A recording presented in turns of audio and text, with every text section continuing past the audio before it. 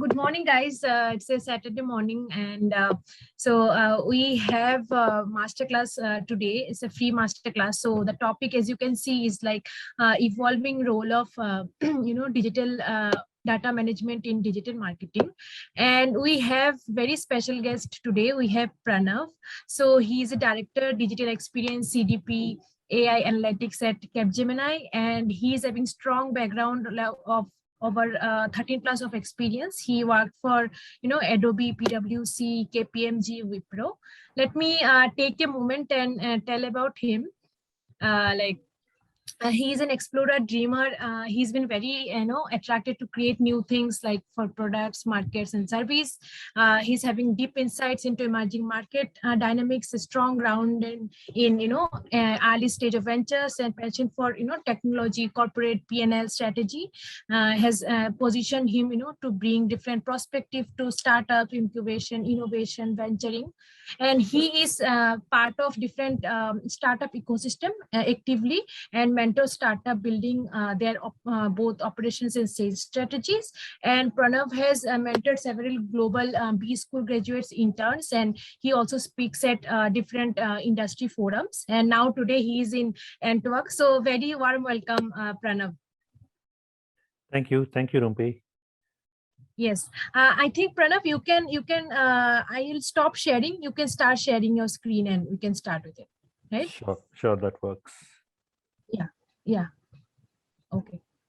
So, and guys, meanwhile, just put your questions in chat, wherever you feel to ask questions, and let's make the session, masterclass very interactive. So yeah, Pranav, over to you. Hope my screen is visible now. Yes. Great. So good morning. Welcome to this masterclass.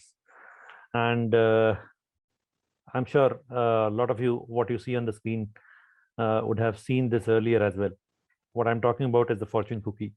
The Chinese restaurants serve these fortune cookies, and it has got a special message which holds good in our lives as well as for the marketing and the ad tech world, right?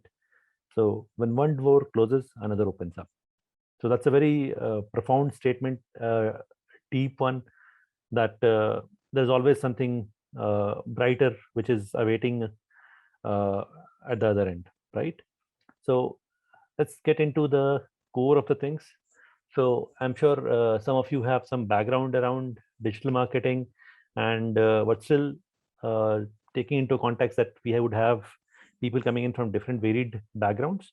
So what we'll do is we'll start with the basics. So now when you go to any website, what's the first thing that happens? So website, you go to the website, you start with some kind of a Google search, you land on the website, and you start doing some kind of activity on top of it. So you would click somewhere, you would be going ahead and watching some videos, or maybe listening to something. So all those kind of actions can happen. Now, while you're busy doing all that, these are digital assets which have been created by the brands which want to engage, share more information with you. And in that course, they will make you aware about the products which they have. They will help you make your decision. So for your consideration, whatever points would be important, they would like to share that. And then maybe drive towards some kind of a purchase, or then some kind of a, if you have purchased it, how can we drive some kind of loyalty so that you buy next time from here itself, or become an advocate where you start recommending as well. So for doing this entire end-to-end customer life cycle, there are different phases involved. Now, across all these phases, multiple different digital assets in the digital universe get into the interaction piece. Now, the first interaction, most of the times what happens, it is either through a website which you have opened on desktop or something, right? Now, while you're doing that, what happens? The brand sites, they deposit a small cookie. Now, it's not the same cookie which we saw in the earlier slide. It is slightly different. This cookie is this got its name, of course, from that Chinese cookie which we're talking about. Now, this cookie is a small JavaScript code. It's a small line of code with some kind of information about the data collection mechanism, which is being used by the data analytics product which is in consideration. So they will deposit that cookie, and that will start communicating with you, and whatever actions you are doing at your end, that's getting communicated to the brand.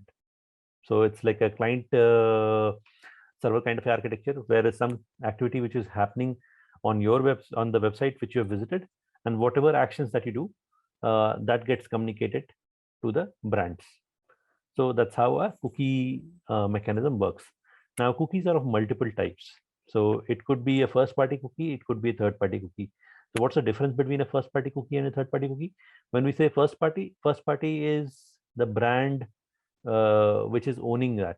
So when I say the brand which is owning that, say I am P&G, and P&G wants to do marketing on the P&G domains, on my all P&G websites. Now, the cookie which is deposited by P&G on all its website, so that will be the first party cookie. So anybody who comes to the P&G site and the tracking is happening, so it's a data collection mechanism. So all that would be happening through the P&G first party cookie, and that would be used to understand what kind of actions you're doing, and basis that, what would be of interest to you, how can I personalize, how can I deliver something which is tailor-made just for you. So that's the first party cookie job. Then what happens, there is a third party cookie world as well. Now this third party cookie is primarily used by the advertising ecosystem. Now in this advertising ecosystem, what happens, it's a pretty complex landscape, but for simplicity's sake, let's see, say there is a brand which is Horlicks. Now Horlicks wants to advertise about say it's about itself on other sites. So how should they go about doing it? So Horlicks would create some kind of a, say, a display ad, which would be some kind of ad banner, and then maybe what will happen, there will be, it would need some place to display it.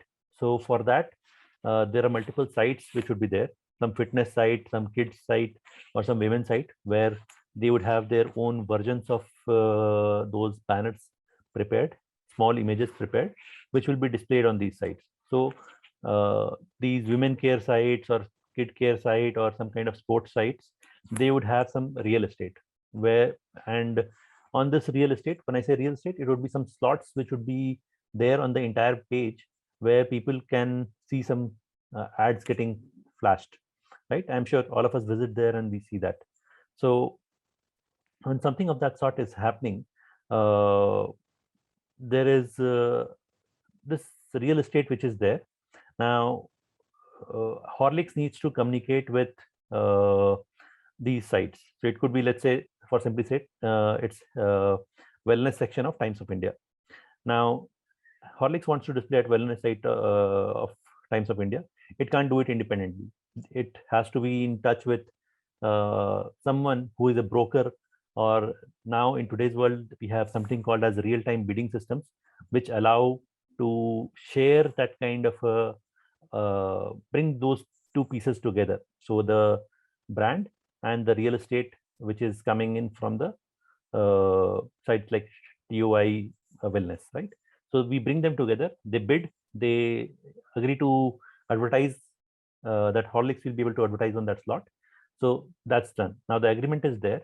Now how does the Horlicks know that it is being the ad is being shown to the right set of people and at the right point of time? So that's done with the help of the third party cookie. So what will happen? There will be some kind of a cookie which would be deposited by Times Wellness, TOI Wellness, and which will communicate back to the ad server and in turn to the Horlicks brand that, okay, these many impressions were served and this is the action, all that. So that is captured by the third party cookie. Now that's not core to the P&G or Horlicks domain, right? So it is somebody else's site, and on that site Horlicks is advertising. So that's a third party kind of a thing. Now this third party cookie is being used for multiple purposes. It's being used for cross property tracking. So if you're if a user is browsing across multiple domains and this via the brand is using some kind of publishers across multiple domains to advertise, so how to understand that and bring down that tracking data and share it with their own property. So for that, it is used. It is also used for some kind of programmatic advertising. It is also used for some kind of measurement. So measurement is important, because when digital came into being almost, I would say, 10, 12 years back. So that point of time, digital came with a lot of promises. One was, we will make it very focused. We'll make it actionable, and we'll give you a value on or measurement on every buck that you are spending. So the ROI, there was the word which was there, return on investment. So that became a return on marketing investment when digital came into being. So it transformed the whole thought process. When we used to study marketing in our college time, in my MBA time, I studied something about Kotler. So Kotler said marketing is about 4 P's: product, price, place, and promotion.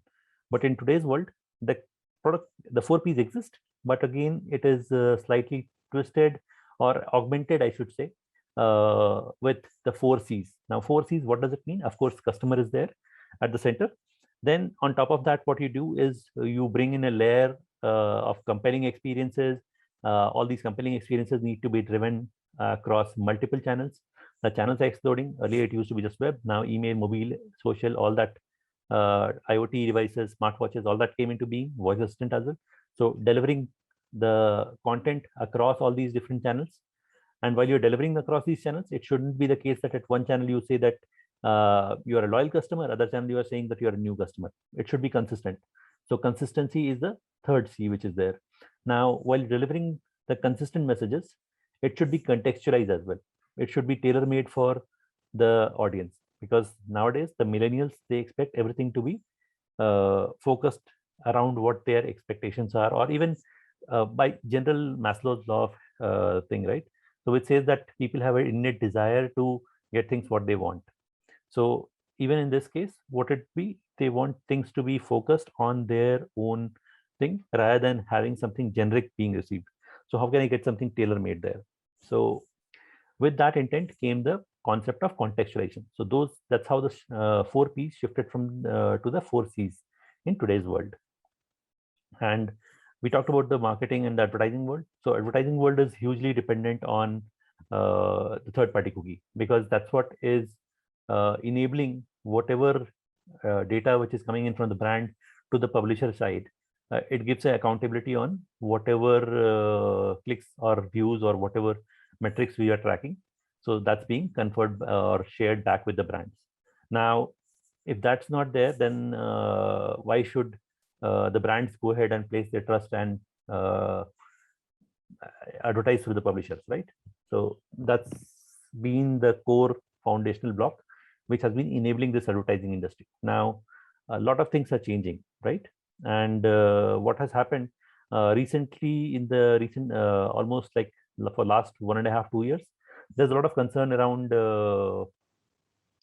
the privacy norms, and governments across the world, they have arrived on industry standard privacy rules. So there are rules like GDPR, which are there, which holds good for European people, but again, it doesn't restrict itself to just to the people who are residing in the Europe, but it could be extended to European nationals and brands outside Europe as well. So how does that happen? So there would be, say, any particular brand is there. Now that's interacting with a European national. The European national can interact with or any of the brands which are global.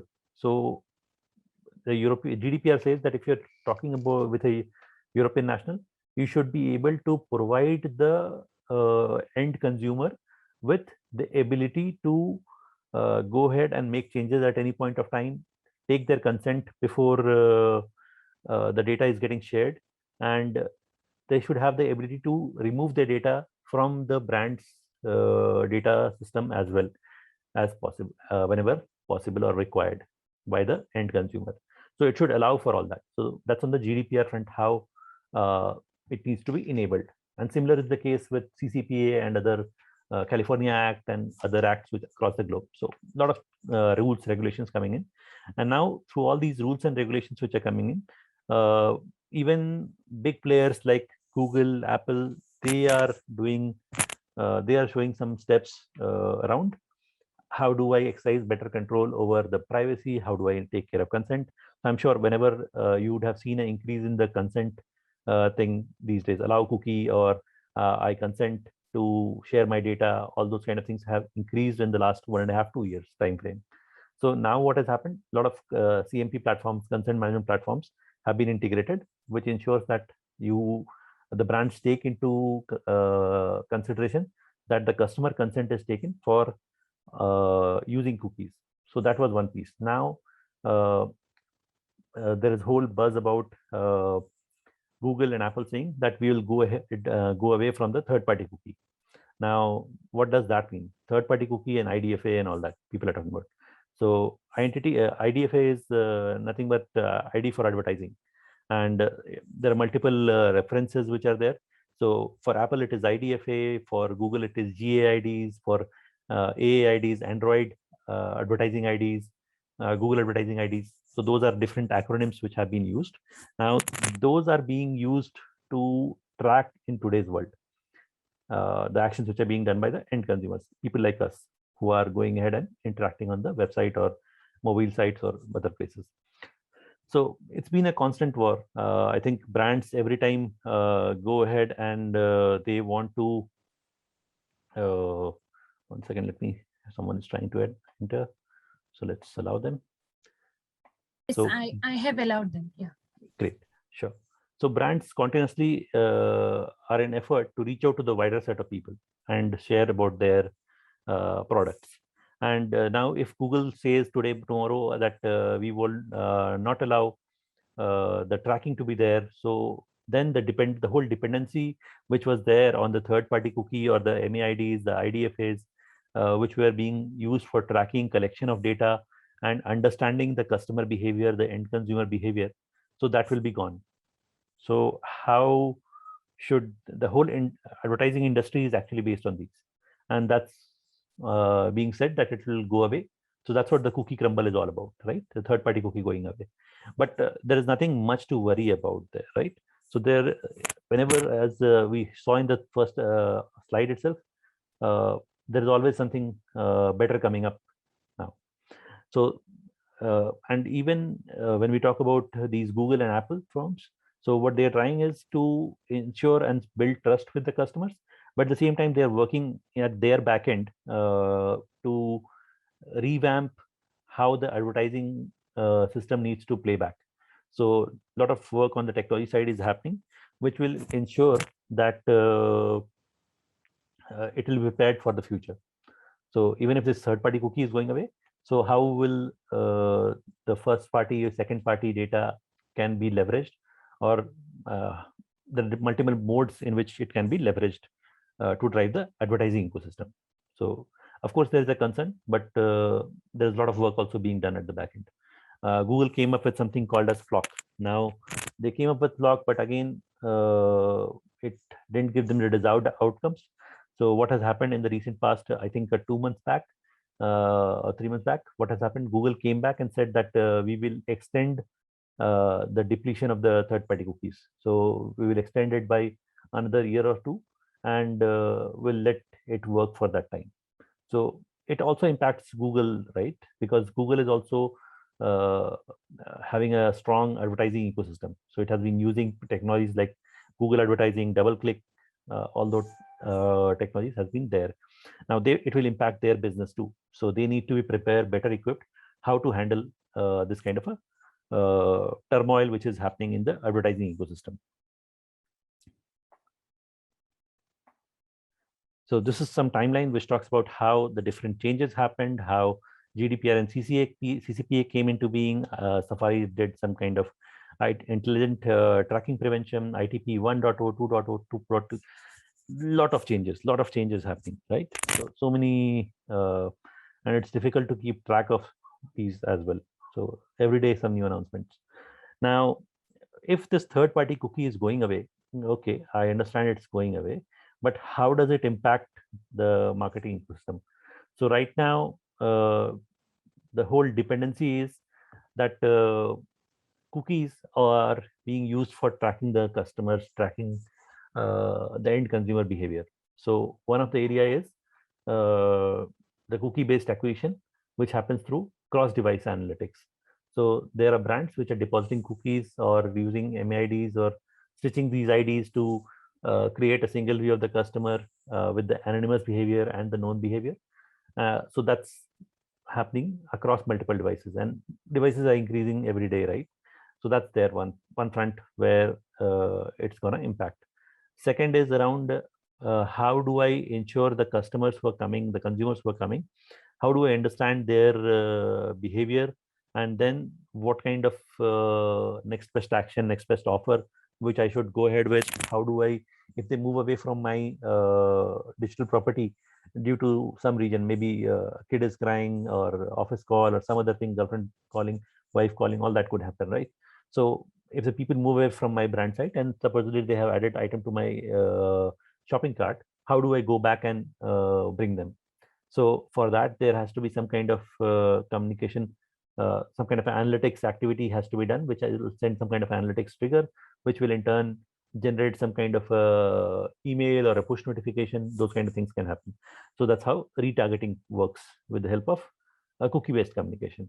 And then, of course, personalization, where you're using the whole actions which are being done, which is being shared with the DMP systems or the CDP systems to personalize, or even which is in turn shared with the CMS, content management systems, which will again go back and personalize it based on the kind of actions which the customer has done. So if somebody has been looking out for yoga apparels, so on the first instant, how can I give them something with yoga pants or yoga t-shirt kind of things, go back and show them.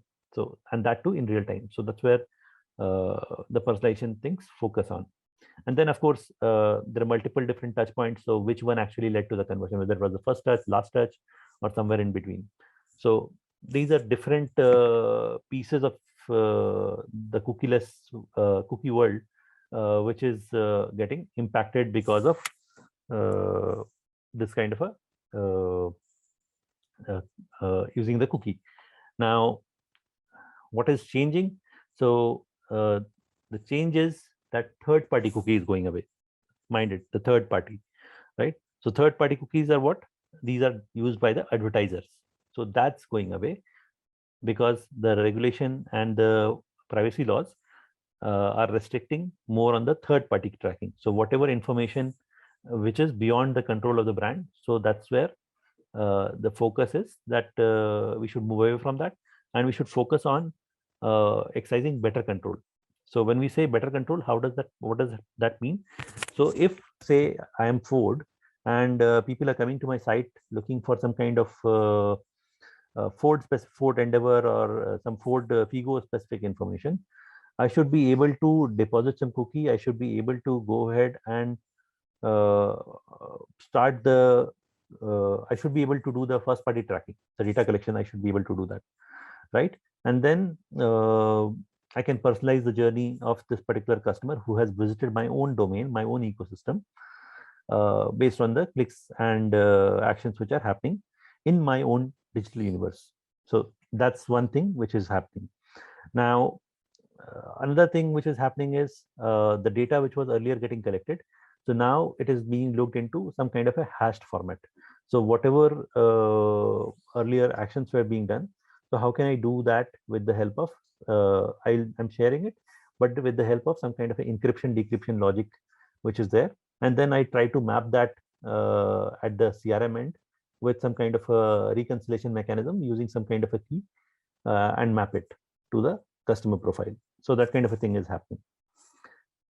So first party data is becoming more and more prominent. So how do I ensure that the data which is coming in by my end consumers, for interacting with my brand, which is Ford in this case, how do I drive better conversion? How do I drive better engagement? How do I help my customers move from say awareness to consideration to loyalty to advocacy, right?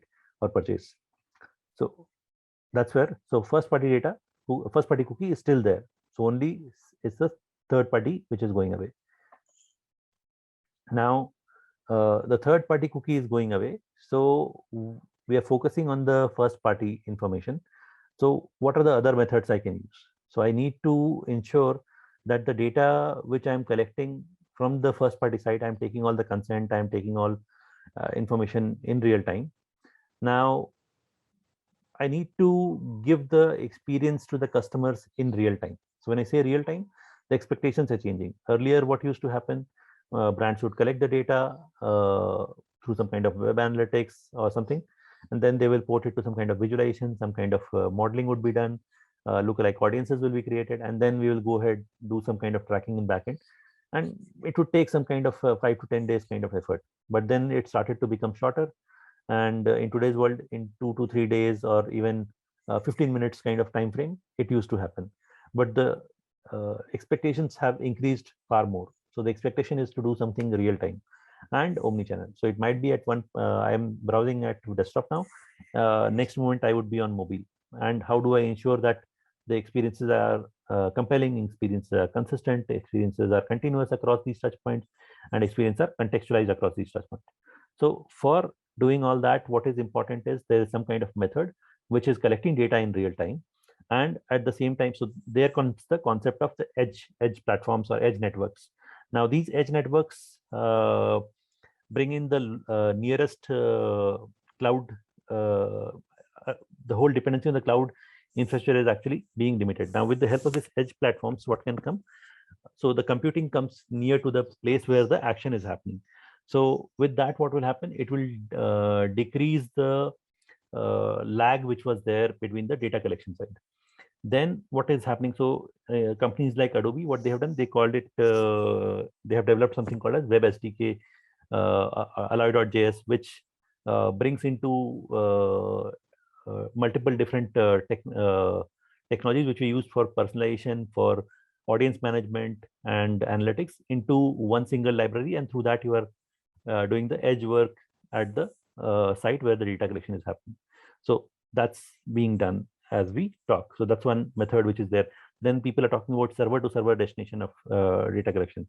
So do some kind of server mapping, destination mapping, those kind of things are being done on the data collection side.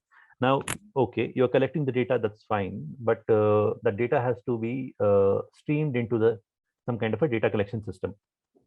So for that, again, there are technologies like Kafka, PySpark, which has come in, where data engineers are creating pipelines which will ensure whatever data which is getting collected in real time is being ingested and passed over to the data unification layer, where some kind of all the different touch points which are there, the web and the CRM or whatever you're using, it would be able to unify all that and activate in real time. So now it should be able to meet the expectations of reducing the whole personalization game to a matter of minutes and seconds and milliseconds. So that's where it is heading towards. So the whole infrastructure layer has to be prepared to handle that kind of a thing. So that's second thing, because in this case, while you're stitching the data, unifying the data, you need to create relevant segment. You need to identify where, based on their psychographic, demographic, interaction, transaction, where this particular person's view is falling into. So based on that, you qualify them into different segments which are relevant for you, and you do the activation there. And yeah, I had mentioned about the anonymous world and the known world. So traditionally, what used to happen, there used to be CRM systems which should be responsible for selling. So there would be a CRM ID, and then once you become a customer, that CRM ID is the unique ID which would be there. Then came, you are doing multiple transactions, so I would associate some kind of a loyalty system with you, which would have a loyalty ID. So all these different systems have different kinds of IDs which is being used for tracking. But what about the customer who was coming to my site for the first time? So for that, I was dependent on the cookie world for doing all my tracking. Then came the concept of some kind of cookie ID followed by ECID or enterprise cloud ID or UUID. Those kind of parlance started to come in, which started to stitch together the interactions which were happening across multiple siloed systems. So okay, so there was one piece of world which was whole focused on the anonymous set of customers, which dealt with, which was called as DMP, data management platform world. And then there was a world which was world with known customers, where we have CRM systems which would have a CRM ID, or a campaign management system where I would have an email ID to understand who is the customer. So these two worlds exist, and these are the different identity mechanisms through which I would be able to know my customer. Now, the world is colliding. So these two worlds, with the third party going away, the data is becoming scarce. Now, when the data is becoming scarce, though it's being generated in, I would say, petabyte scale, how do I collect whatever is meaningful and merge it, match it, and create something relevant, right? So, so I need to bring in my known world and the unknown world. And even in the known world, what can happen? There could be multiple things, right? So it could be that the person who are coming to my site, they would have created multiple IDs at different point of time. So they would have multiple email IDs through which they have logged in at my brand. So it might be Pranav.Kumar, Kumar.Pranav, Pranav Kumar continuous, or Kumar Pranav continuous, right? So different IDs, different emails could have been created. Now, how do I go about stitching all that? So for that, the MarTech firms, what they have done some kind of developed some kind of algorithms there, which focus on probabilistic and deterministic match kind of capability. So which goes into identifying who would be the probable these different email IDs are there, and they probably map to the same Pranav Kumar by doing some kind of a match, a 2-filter match or 3-filter match with the help of associating other attributes as well. So with that, the whole concept of probabilistic and deterministic match starts to contribute to the unification of the IDs. So we need to think on all those lines. So the brands need to be better prepared there. How do we fade out the gap which was there between the known and the unknown customers? So how do we bring that together, fuse the information? Because a lot of activity, a lot of actions by the end consumers happen while they are casually browsing and they are showing some interest about the brands. So while they convert, how do I leverage the information which they had shown while they were part of the anonymous journey and couple it with the known world and give them better personalization, better activity, better engagement? So I mentioned about the IDs. I mentioned about the consent management platform, the data governance framework, which are coming in, and then how the world is changing. So for publisher world, it is becoming more focused around how do I, whatever information that is there currently is done with the help of cookie and marketing advertising IDs, mobile advertising IDs. Future is shifting towards some kind of hashed PII. PII is person identifiable information. So it could be my email ID or through some means through which brands can know about me. Who am I? So how do I hash it? How do I handle that? And then another piece which is coming in is something called the concept of partner IDs. So brands work together. So there might be a booking.com which would be there, which would have affiliation with air sorry, which might have some kind of connect with some kind of flight operators. It could have connects with some kind of hotels, restaurants, all those kind of things all could be there, right?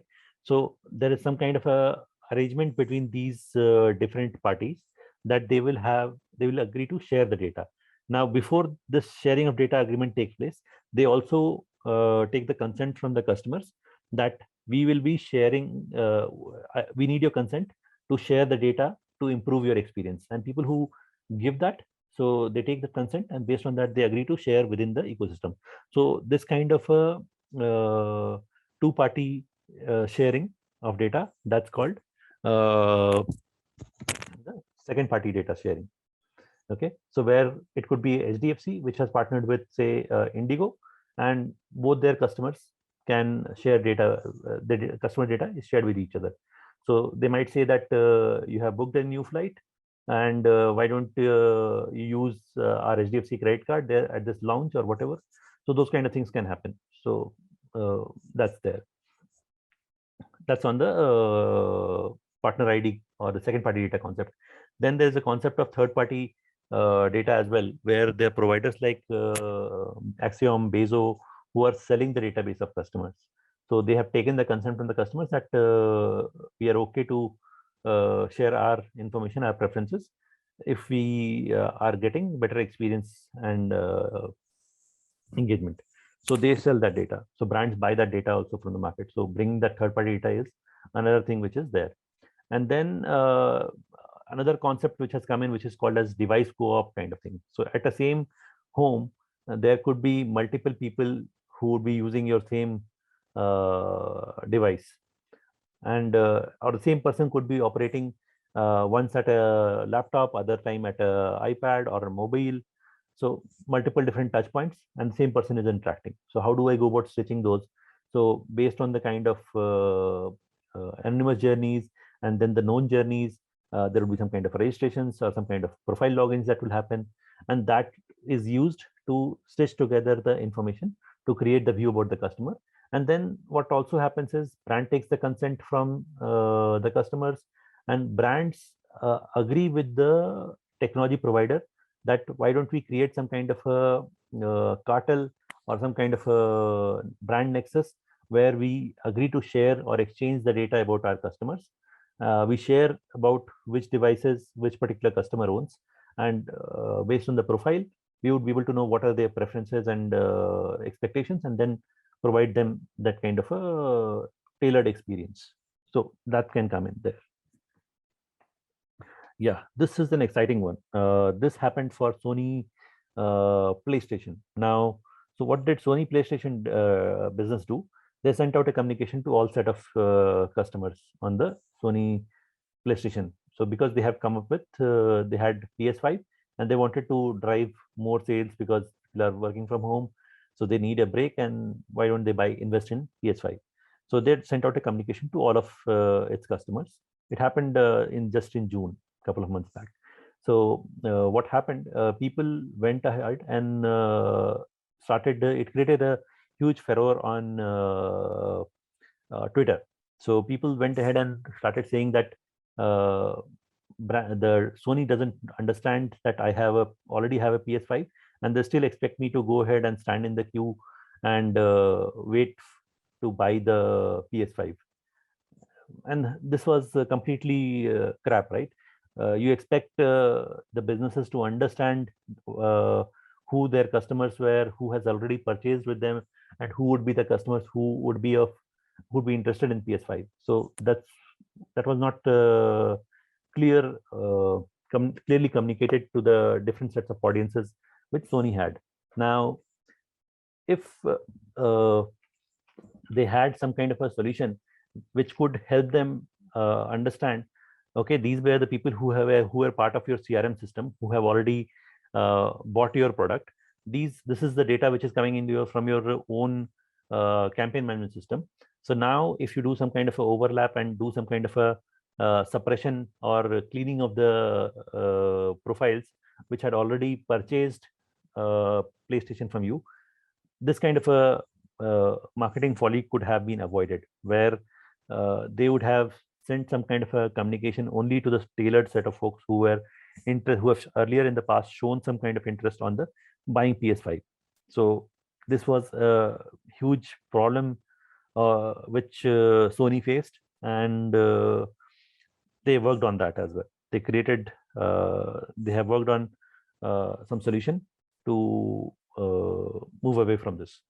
So businesses need to be agile. They need to understand the consumer preferences, expectation, and then take care of that. So earlier, what used to happen? There used to be multiple different systems. So there will be CRM ID, there will be loyalty ID, there will be CRM system, loyalty system, or there could be ERPs. All that would be there. Now, all of these systems or campaign management system would have all of these separate. So making these talk to each other was a Herculean task there, because you need to develop some connectors, you need to share the data, there would be latencies because data would be in different formats, they would have different IDs, making them stitch together, hell of a task. So that was the earlier era, which was pre-2013. And then boundaries started to go away. So there came the concept of unification of IDs, and then came single ID. But the data was still happening in getting collected in multiple systems. So the web analytics data was in Google Analytics or Adobe Analytics kind of system. There would be, and you wanted to analyze the data. For that, you would have to go to Tableau, Power BI, those kind of solutions. And if you wanted to do some kind of deeper analysis, you want to develop some kind of models. So then you would go to some SaaS like tools which would be there. So all of that, and then for activation, some other campaign system, personalization system, all that, advertising systems. So all those were separate systems. And even with this one ID, still the data latencies and all used to be there, and there were gaps in the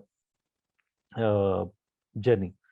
Now, then in 2019, there came the concept of customer data platform, though it officially came in 2016, but so people have been thinking much in advance. So we are talking about the whole cookie crumble for last 2 years, but people have already started to think about 5 years back.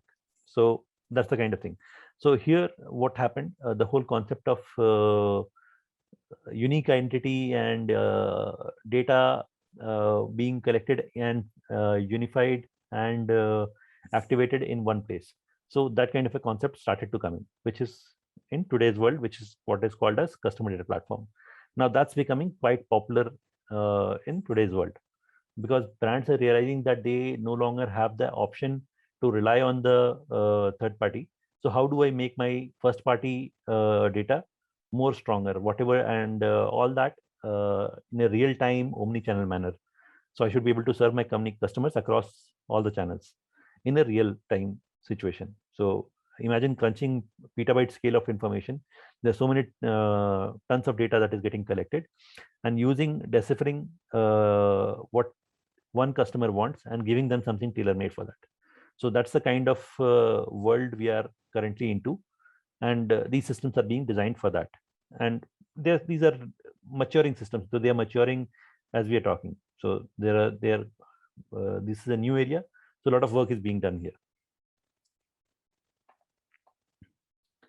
So data was existing in silos, no single view of the customer possible, and the systems which I mentioned earlier, they were not designed for today's world, which expects things to be real time, be present across the channels, deliver compelling experience, be consistent, be continuous, all that. So all that was not there. And of course, the whole data which is getting collected across all these different touch points, the brands are being held responsible. And remember Batman movie where Alfred, Batman's friend, the butler, told that with great powers come great responsibility.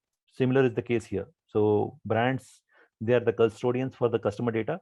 So they need to be more responsible. They need to comply to the regulations. They need to ensure the data is secure, data at rest, data in motion. All of that had to be encrypted. So all that has to be there.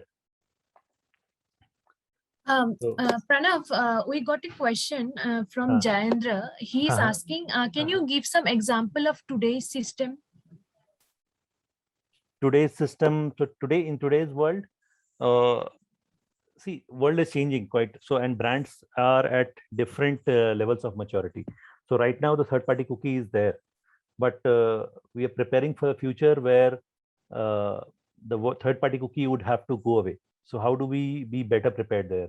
So the whole reliance on the third-party cookie, that or the third-party data is being shifted into the first-party data world. So how do I drive better value? How do I ensure better control are in place? So that's the stage where we are in. Everything is not perfect at this point of time, but again, the efforts are being made to take care of the cookie crumble and focus more on using first data and then supplementing it with the partner data or buying data from the market. So that's the place where we are as of now. If you need any specific inputs, let me know. Pranav, just a quick reminder, it's like 12:17. We have like 12:30. So can I talk about NTWARK for like 2-3 minutes? Then we can jump into. Sure. Let me share my screen. Can you like stop sharing? I'll do that. Yeah. Yes. Let me share my screen and 1 second. Yes. So guys, let me take a moment and tell what we can you guys. Okay, you can see. Let me take a moment and tell what we as a NTWARK doing in this platform. So we are an experiential learning movement which is powered by industry leaders, experts like Pranav. So we have three philosophies. We believe in three philosophies. First one is learning from practicing professionals. So what we did is we brought experts from different sectors. So they came and talked about their experiential knowledge, they gain from their job. And second philosophy we are believing is learning by doing. We focus more on practical hands-on knowledge rather than theories and everything. So, and third one is learning through live immersive classes. Like we believe, we are not believing in self-recorded content. We focus on live classes. So depending on those philosophies, we introduced master's program in digital marketing. So we have the schedule is like 16 weeks program. We have experts from different sectors. We have experts from different companies like Amazon, Google, Bosch. So those experts are coming and teaching you guys, and so everything will be hands-on for those 16 weeks program. So for each module you have to do projects, like you have to do Google ads campaign, you have to run Facebook ads campaign, you have to work on Google Analytics. So everything will be hands-on, and you can get your hands dirty on different tools. As you can see, we Uber suggest Canva, Google ads, Elementor, Facebook ads. So you can work real time on those, using those tools for the project. So if you guys are interested, you guys can I'll share the link. You can click the link and we'll touch with you if you sign up. And some discount is also going on if you guys are interested, so please check out. So yes, so that's from my end. Pranav, I'm stop sharing. You can start with your deck again. Sure. Yeah, meanwhile we got one question from Harshit Sethi. He's asking why are the privacy concerns revolving only around third-party tracking? First-party tracking and second-party tracking can do also lead data leaks, that companies can also leak data. So yes, definitely. With third party, the control becomes marginalized. Now, if the data privacy is the focus is also there on the first party ecosystems. So when I gave the example of a brand which is collecting data on its own domain, so they have better controls. Now they are being asked to provide some kind of a method through which the customers can go ahead and make amendments, modifications on the data, or deletion of the data. So that's being allowed. So for that, what they are doing, they're creating some kind of a portion on the site where the end consumer can go ahead and place a request. So with the help of some kind of API call, it will bring in and fetch their data. And with that data being fetched, they would be able to perform the modifications, or they can go ahead and make the deletions of the profile from the brand database. So that kind of a thing is there. But when we are talking about the third party, the whole control piece gets moved out, because it is not the first the brand which they are interacting with or they're interested in. It's being dealt by the publishers, and publishers would have to manage all these so many different brands they work with. They don't work with 1, 2, 10, 15 brands. They work with thousands and thousands of brands. So the whole what data has to be collected, what data has to be managed, it becomes slightly complicated at the publisher end. So it's not being held done at the publisher side, but more at the brand side. Does this help? Yes, I guess. So Pranav, we got another question from Jayendra. He is asking, can we put some light on ad networks and ad exchanges?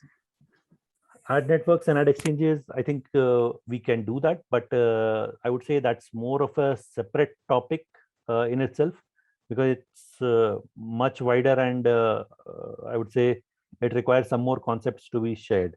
So when I say ad network is nothing but see, these publishers, there are multiple publishers, right? There are publishers like TOI, Times of India site, there are publishers like Hindu, there are Cricinfo, Sportskeeda, multiple different varieties, multiple different real estates are available.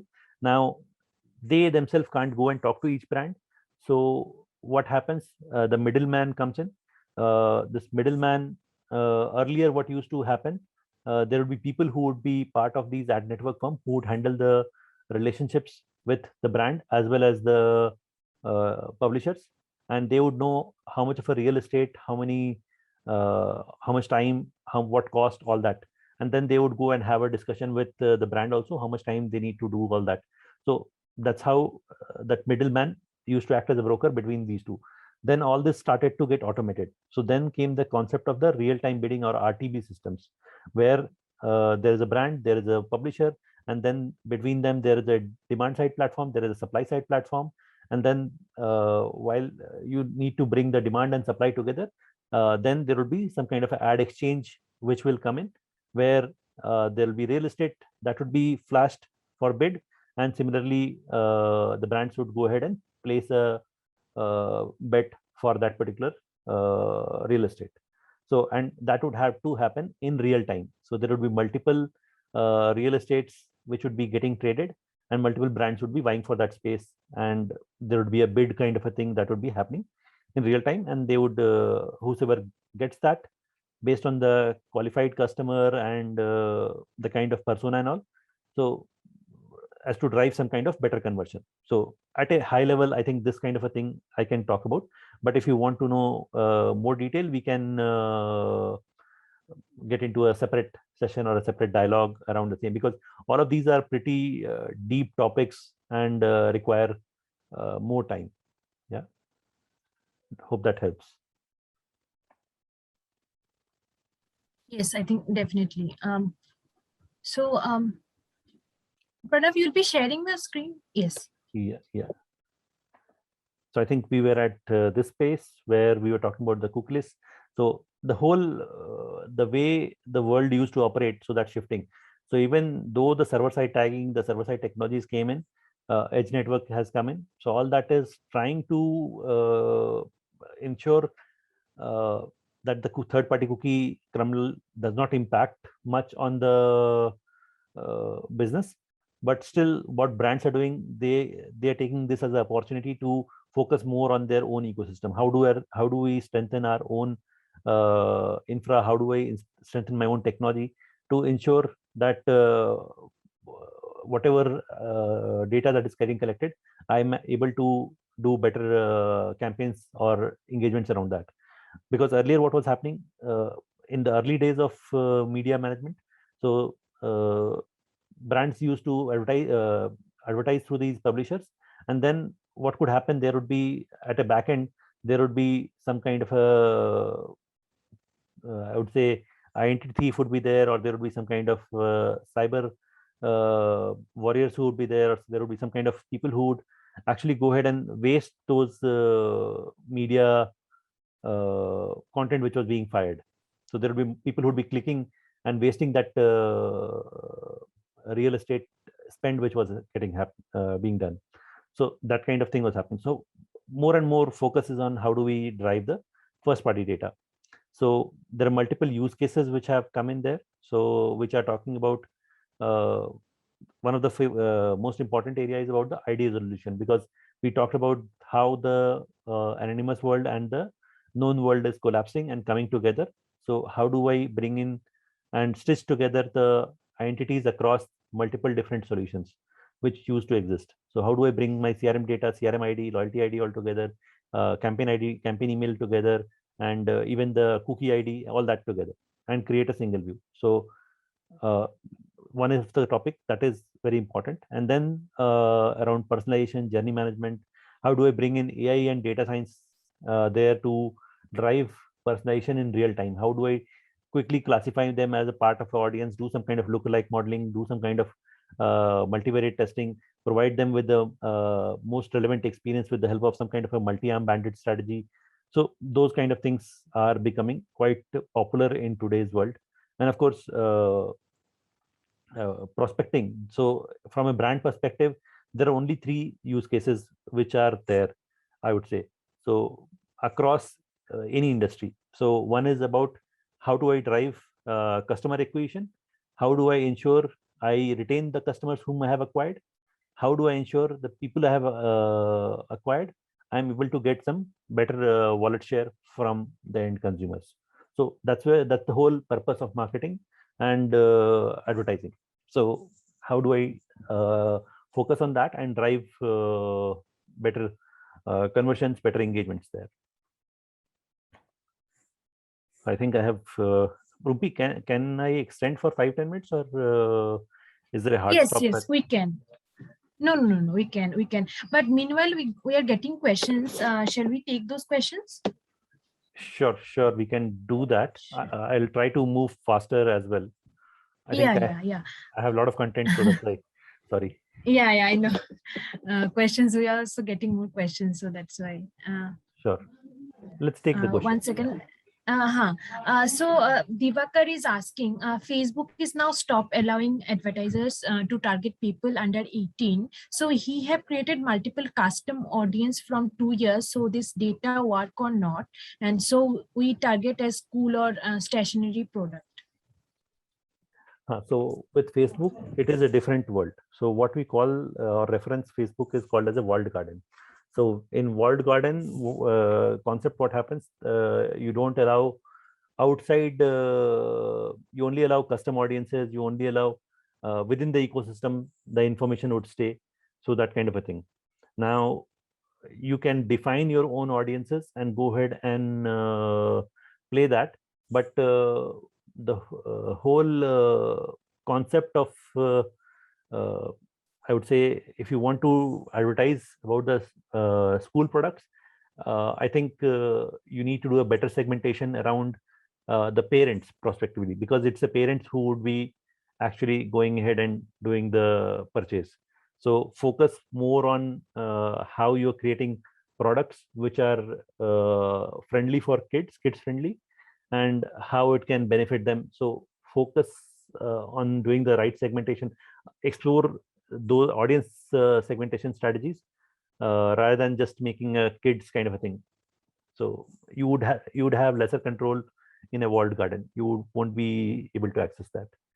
So this could be an alternative approach which you can try. All right.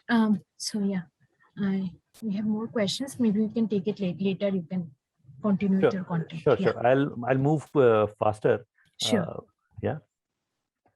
So the whole capturing the first party data, activating the first party data, and customers are in different stages of maturity. So some are aware of how the data collection has to be done. Some are aware of how the next gen data collection is coming, which is with the server side destinations, with Web SDK kind of things. And then how do I use the data which I have brought in, and then maybe you coupling it with some kind of automation and AI/ML capabilities to drive a better customer journey. So organizations at different stage of maturity, and they need that kind of support to build and manage the data world in that manner. So we need to be prepared to handle the cookieless architecture. We should be able to take care of the entire customer journey. So the concept of customer journey analytics has come in rather than just a web analytics, where you understand the different touch points, the omni-channel view, what point where the customer journey is dropping, or where the customer journey is becoming better, with what kind of interventions, how can I make that quicker, faster, better for the customers. So focus is on all that. So there the concept of customer journey analytics is coming. How do I take that input and drive some kind of better engagement? Similarly, real-time personalization, rather than waiting for some 10 minutes, 2 minutes time frame, how do I do it in a matter of milliseconds? How do I give something with every click, something personalized, tailor-made? So all that is possible when you have better control of data. So, and that is only possible with the help of first-party driven advertising, first-party based infrastructures. So this is some of the models which have been used in the industry. So JP Morgan Chase, everybody is trying to focus on how do I get all the customers, which is to share their data with me, and that too the first-party data. So they are coming to my brand, they're coming to Chase for opening an account. How do I incentivize them and collect their data, and I can do better job at cross-sell, upsell, all those kind of things. Similarly, some of the brands, they are doing exclusive content, one to few people, and maybe some are doing personalized recommendation, one-to-one kind of a thing. So there are different approaches which are being explored to take care of the interest and the expectations. So it's a constantly evolving area, and brands are trying to garner as much as data as possible around the direct consumers. So you would have even seen a huge boost or uplift around the DTC initiatives across multiple brands. So DTC is direct to consumer. So removing the third party layer, and how do I drive more business through the direct to customer kind of platforms? And also, how can I drive some kind of newer business models where people can buy online and they can visit the store, try it out from the nearest store, and make the purchase there and pick it up, or some other method of BOPIS. That's another popular acronym which is being used in the industry. So this is some approach around how to start with crawl, walk, and run. So we can do understand this slightly deeper when we go for the whole class, or you can reach out to me on LinkedIn or call, and we can discuss more around that. So when we talk about future proofing the data, so we need to have a better understanding of data collection mechanisms. How do we make the data sustainable, durable there? Also focus on making the data collection real time, actionable, create profiles on the fly, make segments on the fly, and then generate better engaged customer experiences. And of course, employ all the method to exercise the controls, ensure that there are right data uses and labeling policies are in place, which ensures that right set of people are actually able to have the access to the data. Not everyone has access. And look forward to be prepared for the futuristic use cases which are coming in. Yeah, so that's what we wanted to cover, and then we can go to the questions which are there. Yes. So Harshit is asking, is it like third parties are defamed for selling data, and that's why government are against third parties only? So third party is not, see, the whole concept of third party came in because they were acting like on behalf of someone. They are collecting the data, and what was happening, they were using that data which was collected to sell it and monetize it, because data is the new oil. And when you have data, you are able to monetize it in different forms. So like Airtel was earlier, I'm just taking example of Airtel, but any telecom company for that matter was has information about whatever we are talking. And similarly, in today's world, when digital is there, so a lot of times what we see is Facebook or Google or Amazon, they they are constantly listening to what conversations are happening, or some kind of they take some kind of consent that you're willing to share your voice or contacts, all that, and it automatically starts to appear in our Facebook or across the ad ecosystem. Wherever we are going, it starts to follow us. So those kind of things are been quite common, and that's why there are stringent rules which are coming in to ensure there are right controls in place to drive this required security and privacy laws. So that's at a very high level. All right. So another question Hassan is asking, will Microsoft BI knowledge will work for the data management in digital marketing domain? Microsoft BI knowledge, you can use it.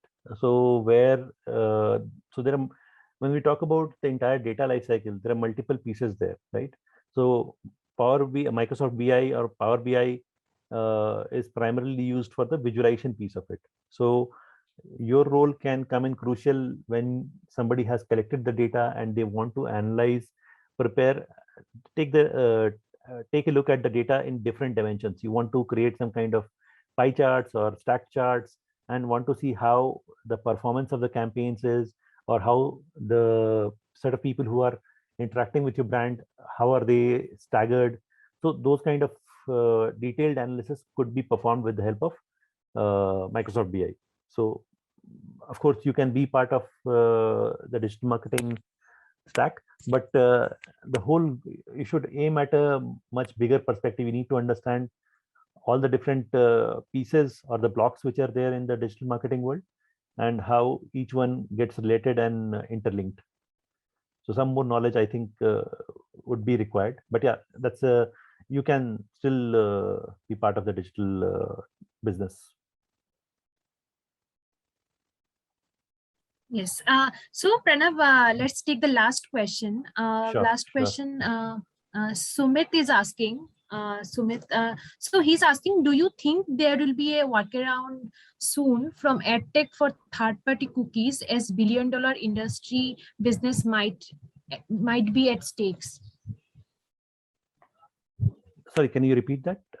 I missed something. Yeah, he's asking, do you think there will be a workaround soon from EdTech for third-party cookies, as billion-dollar industry business might be at stakes? Of course, there are already a lot of such initiatives which are going on, and you would have, I mentioned about the Flock technology, right? So companies like Google are also thinking about how do I manage this advertising ecosystem better. And that's why the whole moving away or shifting the dates on the cookie crumble happened from Google's end. So they told that they extended the dates. Earlier, I think it was around 2022. Now I think they have made it till 2024 or 2025. 2024, if I am not mistaken. So there's a huge technological investment which is being done to make the system more effective. It is important that because advertising is one of the core methods through which the acquisition has been happening so far. So either you just make your first party data collection mechanism stronger, acquisition stronger, but again, you can't move away from the publisher method. So you need to identify some kind of technology enablement which can improvise this kind of thing.